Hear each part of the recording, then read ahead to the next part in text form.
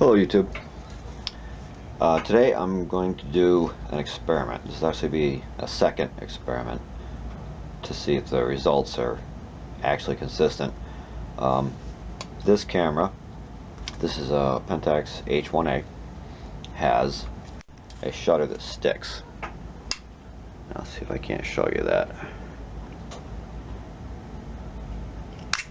There it is. Hangs up just before it closes all the way. I had another camera that did this, and I was able to fix it, apparently, by cleaning out the top works here. And I'm going to go through that process that I did and show you. It did not, however, fix the low speed shutter, which I think starts at 30 or 15th of a second, and works from there down, because there's a certain point, and I forget if it's a 30th or exactly where it is, where the cam shifts from the high speed cam, which is the upper mechanism, to the low speed cam, which transfers its workings to a clockwork, which I don't have a flashlight here, but if you could see in here, there's a hump in the bottom, and that is a clockwork timer. When you switch your film speed or your shutter speed down below a certain point, the cam shifts gears, transfers to the clockwork. So I was able to make the high speed shutters, the shutter high speeds, work properly, but it didn't affect the low speed because I didn't clean out the clockwork, because it's way in there. I've done it before, and it's really more effort than I want to put into this camera. So in a minute here, I'm going to show you what I'm talking. Okay, so I've got the top off the camera, I've got my parts all arranged, and now I'm going to take some electrical contact cleaner. This is well, it doesn't matter who made it. It's electrical contact cleaner. It is not a lubricant. It is not any kind of spray oil. It is strictly a electrical contact cleaner. And I'm going to spray it out this way. I did one a week or so ago, and I had it held differently, and I wound up soaking the entire shutter.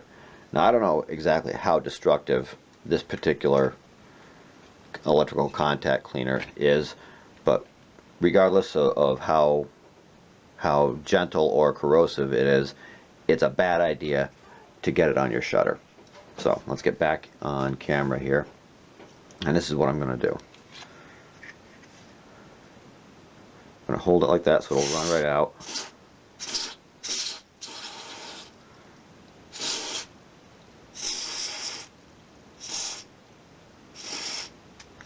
I'm going to, hope you're seeing this. I'm going to spray all of this stuff out. I can see a lot of debris coming out.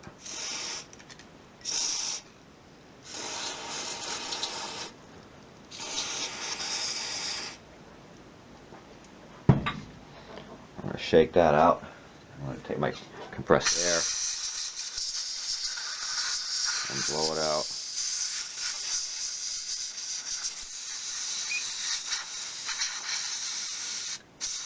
As I said, if this works, and it did last time, it will not help. Yeah, you probably didn't see any of that. Let me back up. Well, in any case, if I was off camera, I took my compressed air, I sprayed all of this out to get as much of that stuff out of there. I'm going to check my shutter. My shutter appears dry. This can is just about spent.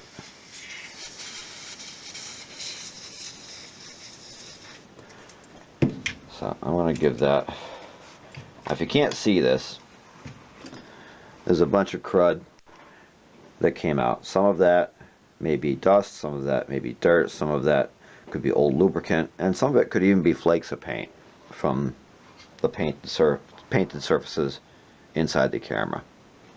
In any case, I'm going to give that a couple minutes to air dry. Okay, so I discovered I made a mistake on this particular model because they're all just a little bit different. Try and zoom in here. Alright, it's not going to zoom. On winding, on this particular model, as I said, this is an H1A. If you've got all the winding mechanism taken apart so you can get the top off, you still need to put, there's a ring, a threaded ring here that has to go back in place, or whatever this winding part is will slide up and your spring can become dislodged and everything will stop. And that's what happened. So I had to stop, I had to rewind the spring and then put that cap back on there, screw down that cap back on there. So now we're going to wind it up again and test 250th again.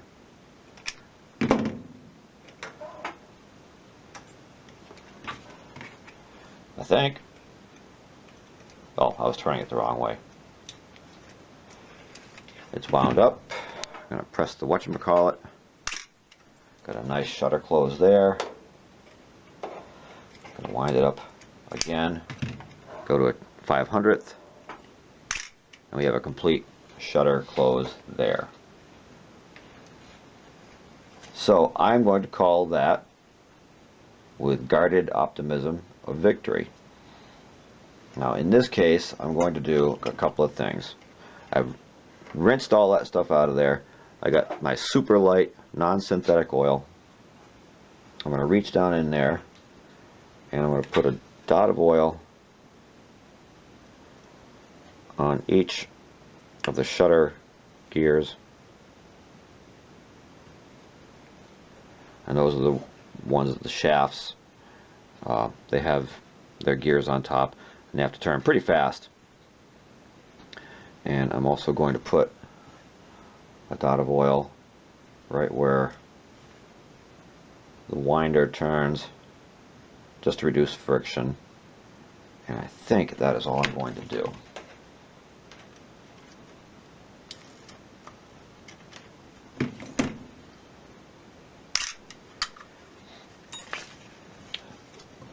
So it looks like that's 500th of a second.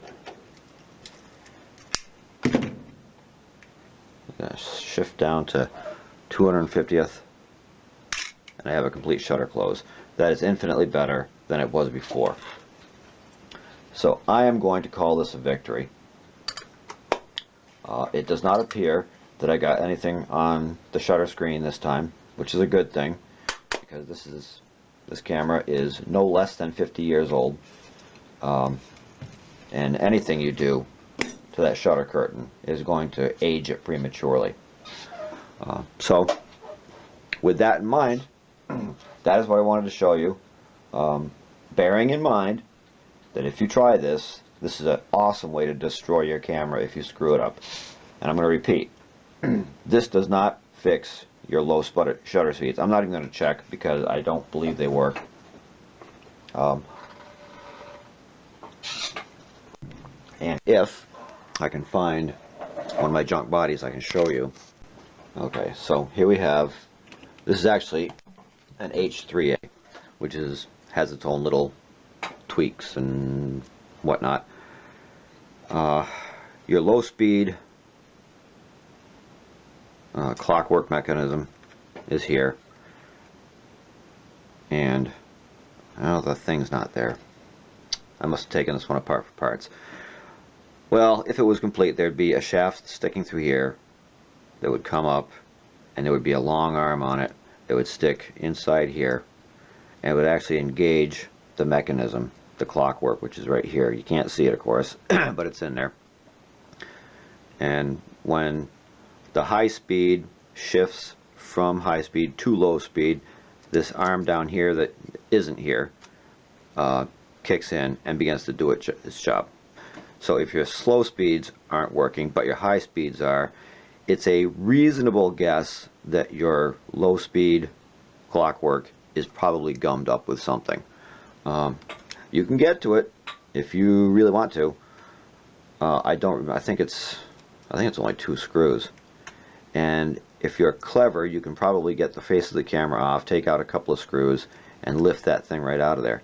I'm not going to do that, at least not in this video. In a future video I may. But I just wanted to show you this.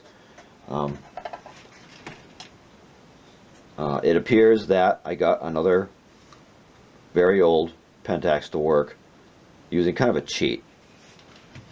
I'll say it again, bearing in mind, this is a terrific way to destroy your camera if you screw it up. It would be hard not to screw it up, but if you can keep the whatever you're using for a cleaner off of the curtain, you might just make out okay, just like I did just now. So, having said all that, I wish you well and good luck. And one more thing before I wrap this up. Originally, when I did this, I had taken my lubricator and I had lubricated some parts right in the top here. Well, I no sooner got this thing back together than it began to stick again. So I took it all apart again, resprayed it as I did in the beginning of the video, dried it out, let it set for a bit, reassembled it, and now it's working fine. So I don't know if, because of the precision of the parts, the oil actually creates a little bit of drag, or what. I just don't know. But I know when I oiled it, it was okay for the testing, as you saw, and then it just started to hang up a little bit. So I rinsed all the oil out of it, as I said, sprayed it down again, put it back together, and now it's fine. And the speeds all seem accurate. So I'm going to amend this and say don't oil the thing. Perhaps, I don't even know if these things were oiled from the factory. I just don't know. This is pretty lightweight stuff. But the parts, there's a lot of moving parts. They're all very close together. I suppose it's possible it could make, that little thin layer of oil might actually create a mild sticking surface and might make the parts not move freely against each other. So I'm going to amend this and say do not oil this thing. Just dry it out, clean it up, and put it back together again and see what you get. And now it's working fine again. So if there's any changes, I will certainly amend the video, but I am going to go with this for now. Okay, again, until next time.